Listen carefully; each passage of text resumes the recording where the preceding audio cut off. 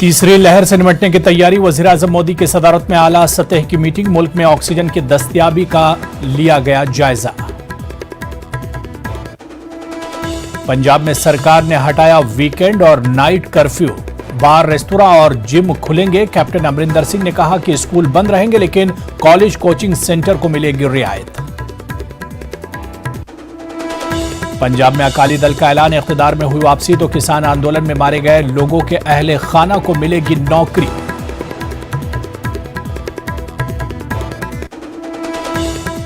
UP के लखीमपुर खीरी में खातून के साथ बदसलूकी मामले पर एक्शन। सीओ समेत 2 पुलिस अफसर सस्पेंड।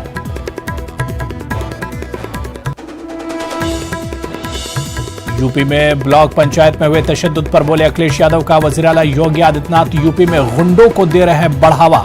रियासत में स्पीकर अरकान असेंबली तक महफूज नहीं।